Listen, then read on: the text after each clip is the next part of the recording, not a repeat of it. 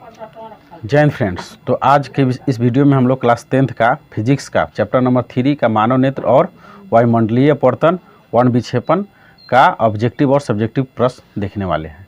चलिए हम लोग शुरू करते हैं। तो देखिए, मैं पहला प्रश्न है कि सही उत्तर का, देखिए यहाँ पर आपको पहले समझ लेना ऊपर क्या कह रहा है ना, कि सही उत्तर का संकेताक्षर क ख ग घ है ना लिखे। यानी इसमें ऑप्शन दिया है 4 गो, इसमें से कोई एक आंसर होगा। ठीक है, तो देखिए चलिए हम लोग शुरू करते हैं। मानव नेत्र में किस प्रकार का लेंस पाया जाता है? ठीक है, तो अवतल लेंस, उत्तल लेंस, बाइफोकल लेंस और बेलनाकार। तो आपका हो जाएगा क्या? उत्तल लेंस। ठीक है, क्यों? क्योंकि देखिए हम लोग के नेत्र जो है इस तरह से होता है और यहाँ पर एक उत्तल लेंस क्या होता है पाया जाता है, जो प्रकाश की किरणों के रेटिना यहाँ पर क्या करता है, प्रतिबिंब बनाता है, उल्टा और छोटा, और क्या बोलते हैं वास्तविक। तो यहाँ पर क्या है, इसको उत्तल लेंस बोलते हैं, इसको क्या बोलते हैं मित्र? अवतल लेंस। ठीक है, तो मानव नेत्र में किस प्रकार का लेंस पाया जाता है? तो उत्तल लेंस। ठीक है, दूसरा देखिए, किसी वस्तु का प्रतिबिंब नेत्र के किस भाग पर बनता है? ठीक है, तो इसका देखिए कॉर्निया, पुतली, आइरिस और रेटिना। तो इसका हो जाएगा यहाँ, इसको क्या बोलते हैं? रेटिना बोलते हैं। तो क्या हो जाएगा? रेटिना या तो दृष्टि पटल। ठीक है, तीसरा नंबर प्रश्न देखिए, नेत्र के रेटिना पर किसी वस्तु का कैसा प्रतिबिंब बनता है? तो हम लोग शुरू में बोले हैं वास्तविक, उल्टा और छोटा। ठीक है, वास्तविक, उल्टा और छोटा। लेकिन यह क्या होता है कि यहाँ से जो आँख के है ना, जो नसें हैं सीधे ब्रेन से जुड़ा होता है, वो है ना वस्तुओं को क्या करता है, सीधा और जितना बड़ा है उतना करके देख लेता है। ठीक है, देखिए 4 नंबर है, सामान्य दृष्टि वाले युवा के लिए अस्पष्ट दृष्टि की न्यूनतम दूरी कितना होती है ना? लगभग 25 सेमी। कितना होता है मित्र? 25 सेमी हो जाएगा, यानी ग ऑप्शन हो जाएगा। ठीक है, हम लोग नज़दीक के 25 सेमी देख सकते हैं और दूर के अनंत तक। ठीक है, 25 सेमी से, यानी 25 सेमी से नज़दीक की वस्तु को हम लोग नहीं देख सकते, यानी 25 सेमी तक नज़दीक देख सकते हैं, लेकिन 25 सेमी से और पास की वस्तु को नहीं देख सकते, क्योंकि हमारे जो सिलियरी पेशिया है, ठीक है, यानी पक्षमावी पेशिया कहिए या तो सिलियरी पेशिया है, उसके पास के है ना उतना खींच नहीं पाता है ना, इसलिए हम लोग 25 सेमी तक ही निकट की वस्तु को देख सकते हैं। सामान्य नेत्र अधिकतम कितनी दूरी तक की वस्तुओं को साफ साफ देख सकता है? तो अनंत। ठीक है, अनंत की वस्तुओं को साफ साफ देख सकता है। मान लीजिए किसी के नेत्र में कोई प्रॉब्लम नहीं है तो वह कितना दूर तक देख सकता है? अनंत। एक स्वस्थ आंख के लिए दूर बिंदु कहाँ होता है? तो दूर बिंदु मित्र होता है अनंत, है ना। स्वस्थ आंख है तो अनंत तक की वस्तु को देख सकता है। आंख अपने लेंस की फोकस दूरी को बदल कर दूर या निकट की वस्तुओं को साफ साफ देख सकता है। आंख के इस गुण को क्या कहते हैं? तो समंजन क्षमता। क्या कहते हैं मित्र? समंजन। देखिए 8 नंबर प्रश्न आ गया, विभिन्न दूरियों पर की वस्तुओं के प्रतिबिंब को फोकस करने के लिए आंख के लेंस की फोकस दूरी किसके द्वारा परिवर्तित होती है? तो हम लोग जानते हैं सिलियरी पेशिया थी, पक्षमावी पेशिया, यानी ग हो जाएगा ऑप्शन इसका। यानी सिलियरी पेशिया, पक्षमावी पेशिया क्या होता है? देखिए आपका यह आपका हो गया क्या, मान लीजिए कि आपका आंख हो गया है ना, तो यहाँ पर जो लेंस को पकड़ के रखता है झालरनुमा आकार के, ठीक है, इस तरह के आकार के। ठीक है, तो एक होता है आपका इसमें है ना परितारिका। क्या होता है? एक परितारिका कह रहा है यहाँ पर एक।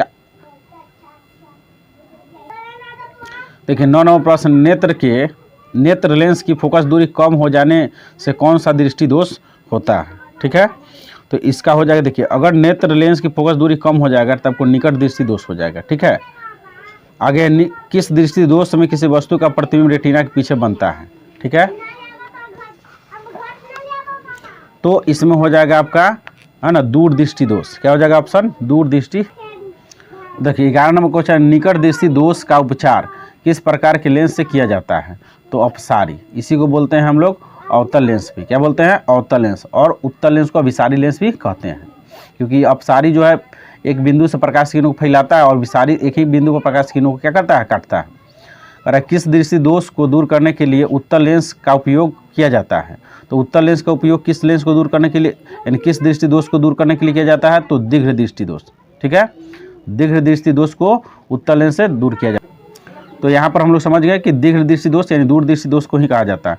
जो नेत्र निकट की स्थित वस्तु को स्पष्ट रूप से नहीं देख सकता है उस नेत्र में होता है, तो निकट दृष्टि दोष होता है, यानी जो निकट की वस्तु को।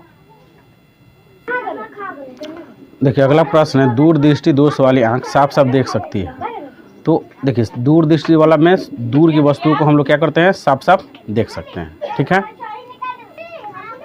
अगला 15 नंबर प्रश्न है कि दूरदृष्टि दोष का उपचार किस प्रकार के लेंस से किया जाता है? तो अभिसारी यानी उत्तल लेंस द्वारा। स्पेक्ट्रम प्राप्त करने के लिए किसका उपयोग किया जाता है? तो प्रिज्म का। किसका? प्रिज्म का। प्रिज्म से होकर गुजरने के बाद श्वेत प्रकाश विभिन्न वर्णों यानी रंगों में विभक्त होता है। इस घटना को क्या कहते हैं? तो वर्ण विक्षेपण। एक प्रिज्म कितने सतहों से घिरा होता है? तो आपका 5। अगला देखिए, श्वेत प्रकाश जब एक प्रिज्म से होकर गुजरता है तो जो रंग सबसे कम विचलित होता है वो लाल है। ठीक है।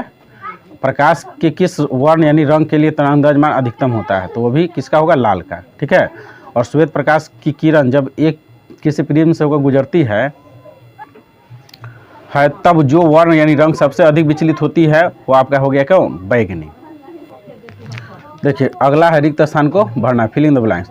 नेत्र द्वारा वस्तुओं का प्रतिबिंब उसके नेत्र के डॉट पर बनता है। तो कहाँ बनता है प्रतिबिंब? तो रेटिना यानी दृष्टि पटल पर बनता है। ठीक है। इसमें हो जाएगा क्या आपका? तो रेटिना, या तो इसको ही बोलते हैं दृष्टि पटल। ठीक है। आगे समान आँख है ना, समान आँख 25 सेमी से अधिक दूरी तक की वस्तुओं को स्पष्ट देख सकती है। ठीक है। यानी समान आँख 25 सेमी से अधिक दूर तक की वस्तुओं को देख सकता है। अगला देखिए, जब नेत्र को बहुत दूर स्थित किसी वस्तु पर फोकस किया जाता है तब नेत्र लेंस की फोकस दूरी क्या होता है? महत्तम। क्या होता है? महत्तम या तो अधिकतम होता है। दूरदृष्टि दोष वाला व्यक्ति दूर की वस्तुओं को, किसकी? तो दूर की वस्तुओं को साफ साफ देख सकता है। आगे है 5 नंबर, वायुमंडलीय है ना अपवर्तन। वायुमंडलीय अपवर्तन के कारण सूर्योदय के समय सूर्य क्षितिज यानी धरती से के ऊपर आने के कुछ पहले ही दिखाई पड़ने लगता है। यानी कहने का मतलब सूरज उगने से 2 मिनट पहले ही दिखने लगता है और डूबने के 2 मिनट बाद तक ही क्या होता है? दिखते रहता है। यानी ये दोनों का हो गया आपका कितना? 4 मिनट अपवर्तन के कारण ही आपको दिखने को मिलता है। अगला है 6 नंबर प्रश्न। ठीक है। कह प्रकाश पुंज के विभिन्न वर्णों यानी रंगों में अलग होने की घटना को क्या कहते हैं? तो वर्ण विक्षेपण। क्या? विक्षेपण। वर्ण विक्षेपण कहते हैं मित्र। आगे है आपका 7 नंबर, श्वेत प्रकाश के वर्ण विक्षेपण में, ठीक है, बैगनी, क्या यहाँ भरा जाएगा? बैगनी। ठीक है। बैगनी रंग का विचलन डेविएशन सबसे अधिक होता है और लाल यानी रेड रंग का विचलन सबसे कम होता है। आगे 8 नंबर, किसी कण पर पड़कर प्रकाश के एक अंश के विभिन्न दिशाओं में छितराने को प्रकाश का प्रकीर्णन है ना, प्रकीर्णन कहते हैं। यानी समझ गए कि अगर प्रकीर्णन के कारण ही जहाँ पर प्रकाश सीधे तौर पर नहीं पहुँचता है और प्रकीर्णन के कारण ही आपको वहाँ पर दिखाई देता है। जैसे घर में आपको है ना प्रकाश तो सीधे तौर पर नहीं पहुँचता है, लेकिन प्रकीर्णन के कारण ही हम वस्तुओं को क्या करते हैं? देख लेते हैं घर में। किसी माध्यम में छोटे छोटे कोनों के निलंबन को, ठीक है, कोलाइड कहा जाता है। क्या कहा जाता है? कोलाइड है ना, कोलाइड कहा जाता है, कोलाइड। ठीक है। यानी किसी माध्यम में छोटे छोटे जो कण होते हैं उसको है ना क्या कहते हैं? कोलाइड कहते हैं। और कह रहा है किसी कोलाइडी विलयन में निलंबित कोनों से प्रकाश प्रकीर्णन को टिंडल प्रभाव कहते हैं। क्या कहते हैं मित्र? टिंडल है ना, टिंडल प्रभाव कहते हैं। ठीक है। नेत्र के उस गुण को जो विभिन्न दूरियों पर स्थित वस्तुओं को फोकस करने में सहायता करता है उसे क्या कहते हैं? तो देखिए कहीं भी वस्तु रखा है उसको हमारे नेत्र में एक गुण होता है ना, जिसके वजह से दूर या निकट की वस्तु को साफ साफ देख पाता है। तो उस क्षमता को है ना समंजन क्षमता कहते हैं। समंजन है ना, समंजन क्षमता। समंजन क्षमता आता है सिलियरी पेशिया के यानी पक्षमावी पेशिया से होता है, जो झाड़ानुमा संरचना होता है, जो लेंस को है ना, क्रिस्टल जो लेंस है हम लोग के अंदर उसको अब चिपका के इस तरह से है ना पकड़े रहता है। और ऐसी लचक के कारण जब दूर आता है तो इसको लंबड़ा देता है लेंस को, और भिरी आता है इसको दाब देता है। तो इसी गुण को क्या कहते हैं? समंजन क्षमता कहते हैं मित्र। आगे देखिए, क्या भिन्न भिन्न दूरियों पर स्थित वस्तुओं के प्रतिबिंब को फोकस करने के लिए नेत्र लेंस की फोकस दूरी सिलियरी पेशियों द्वारा परिवर्तित होती है? तो हाँ, तो देखिए यही सिलियरी पेशिया है जो लेंस को है ना, जो दूर रहता है तो इसको खींच देता है, पतला हो जाता है, और पास को देखने के लिए इसको दाब देता है तो क्या हो जाता है? मोटा। तो इसलिए सिलियरी पेशिया इसमें के लिए जिम्मेवार है। हाँ।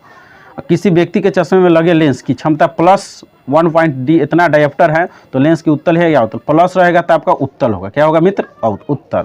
अगर माइनस रहता है तो आपको अवतल हो जाता है, ठीक है। आगे देखिए, मानव नेत्र के 3 मुख्य दोषों के नाम लिखे। तो आपका एक हो गया निकट दृष्टि दोष, दूसरा हो गया दूर दृष्टि दोष, और तीसरा हो गया आपका जरा दूरदर्शिता, है ना, दर्शिता।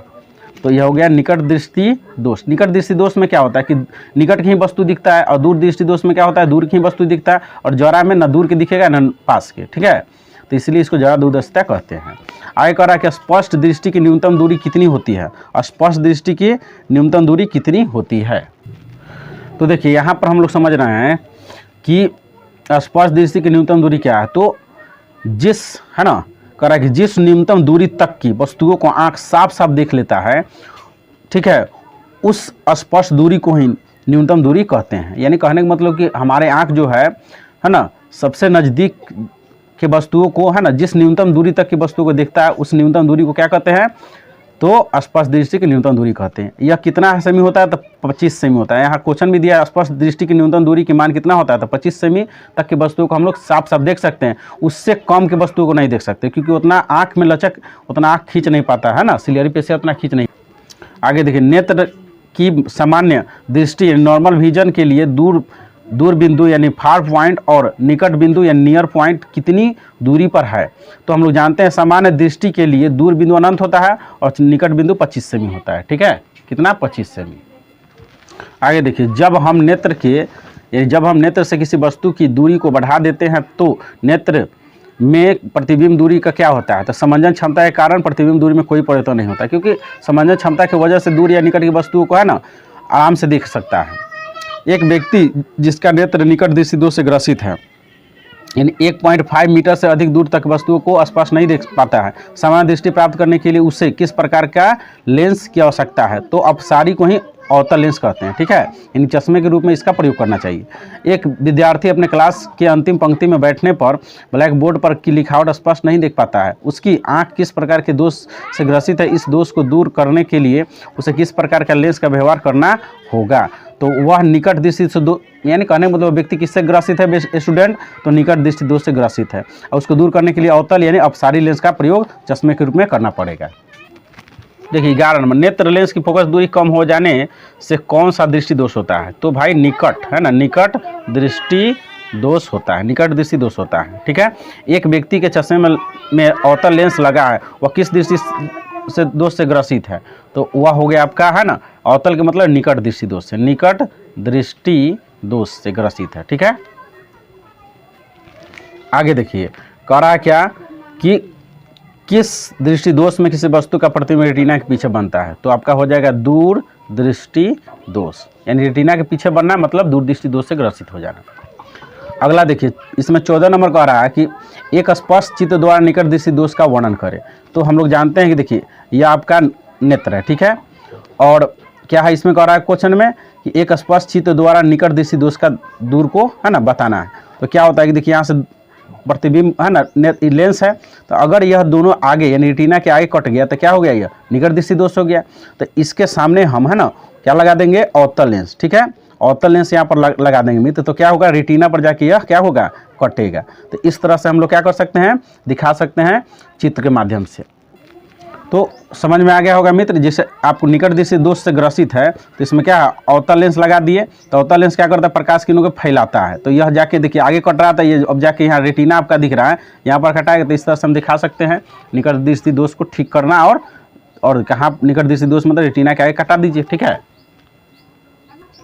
आगे कह रहा है दीर्घ दृष्टि दोष किस प्रकार के लेंस से दूर होता है, तो उत्तल लेंस। कौन लेंस मित्र, उत्तल लेंस यानी अभिसारी लेंस। तारे के टिमटिमाने की व्याख्या किस सिद्धांत पर आधारित है, तो वायुमंडलीय अपवर्तन के सिद्धांत पर, ठीक है। अगला देखिए मित्र, कह रहा श्वेत प्रकाश के विभिन्न वर्णों यानी रंगों में विभक्त होने की घटना को क्या कहते हैं, तो वर्ण विक्षेपण। क्या कहते हैं, वर्ण विक्षेपण कहलाता है मित्र, ठीक है। जब श्वेत प्रकाश एक प्रिज्म से होकर गुजरता है तो किस वर्ण का प्रकाश सबसे अधिक विचलित होता है, तो सबसे अधिक होता है आपका तो बैगनी, सबसे अधिक बैगनी, और सबसे कम होता है आपका लाल, ठीक है। सबसे कम किसका विचलन होता है मित्र, तो लाल का। देखिए अगला, क्या प्रकाश का रंग यानी वर्ण प्रकाश के तरंगदैर्ध्य पर निर्भर करता है, तो इसमें हो जाएगा हाँ, क्योंकि अलग अलग है ना, रंगों का तरंगदैर्घ्यमान सब अलग अलग होता है। सबसे ज़्यादा तरंगदैर्घ्यमान लाल का होता है, कम बैंगनी का। प्रकाश के किस रंग यानी वर्ण के लिए तरंगदैर्घ्यमान अधिकतम होता है? तो यहाँ हो जाएगा। अगला देखिए, इसमें कह रहा है आपका कि लाल रंग यानी वर्ण दूर से देखने पर ही लाल की ओर दिखता है। तो लाल रंग का तरंगदैर्घ्यमान है ना, तरंगदैर्घ्यमान सबसे अधिक होता है, सबसे अधिक होने की वजह से। ठीक है, देखिए अगला है, क्या कारण है कि आकाश का रंग नीला दिखाई पड़ता है? तो प्रकाश के प्रकीर्णन के कारण, क्योंकि प्रकाश के प्रकीर्णन के कारण आकाश का रंग नीला दिखाई देता है, क्योंकि बैंगनी और ब्लू रंग का तरंगदैर्घ्यमान अधिक नहीं होता है, कम होता है, इसके लिए वो छितरा जाता है और आकाश का रंग आपको क्या दिखाई देता है? नीला। और इसके आगे के यानी लघु उत्तरीय और दीर्घ उत्तरीय हम लोग मित्र पार्ट 2 में है ना कवर करेंगे। अगर आपको यह वीडियो अच्छा लगा है मित्र तो ज़रूर मेरे चैनल को सब्सक्राइब कर लें और शेयर कर दें। जय हिंद, जय भारत।